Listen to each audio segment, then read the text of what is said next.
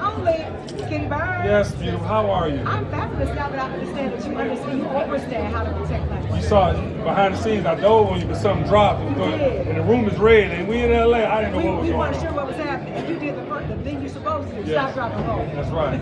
But I dropped on her, Jessica, not like that. Yes, at all costs. Yeah, beautiful skin. Look at that skin. It's called melanin. Like because of thing. Yes, ma'am. So the man of the culture. Thank you. I follow you quite a bit on social media, and I love the message that you have. Every morning, I hear your motivation. Thank you. And I often wonder why messaging like that is important. You know, I think we're in a chaotic stream talking heads, right? That's actually pretty emotional. Right? And I think it's because, yes, we have the right to speak, we have the right to say how we feel, but some things shouldn't make me through the threshold, right? And I just refuse to reset the table. I'm a part of the NWA era, and F the police and all that, but that was a nuance, right? So although we embraced it all, it's because we had a gumbo of contribution from conscious to spiritual to all the things. I just feel like it's so misogynistic and deadly now. I think there is something to be said for having too much.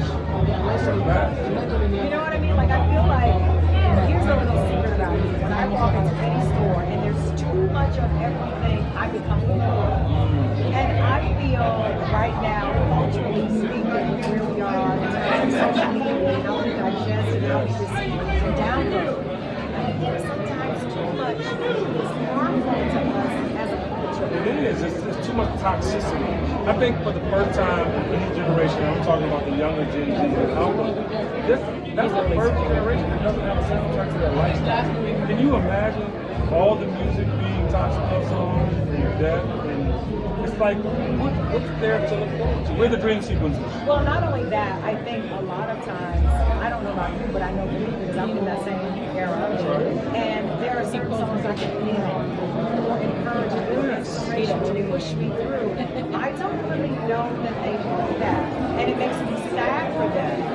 Because I also feel they are living in an era of they're lacking this.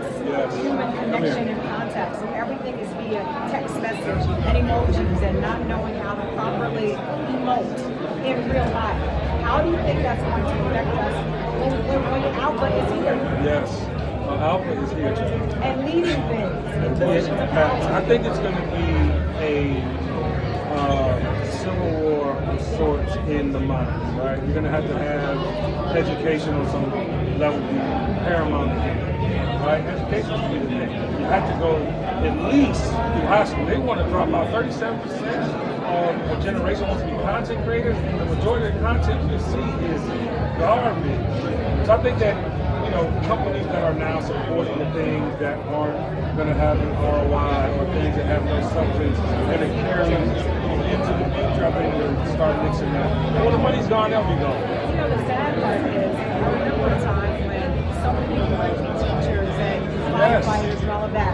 Then that went the way, digital came about, and everyone wants to be music and rap artists and music executives. Nothing wrong with that because they're still music executives.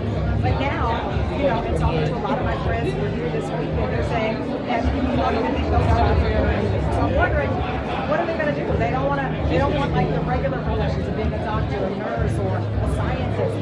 I'm like, what do you think it is for the future? I blame the music. Something. I blame It can't the just music. be a content creator. Yeah, I blame the music. I think, in our parents' generation, we had Marvin Gaye, what's going on, and social records that meant more than just the actual aircraft. It was indigenous almost. It was like who we were and was supposed to be. We need more examples like that. So absolutely. Now, because it's true that you are what you eat, meaning whether it is physically food or mentally, you are what you digest. So when you listen to music, kids are listening to stuff on radio, it makes you wonder, so what are you doing?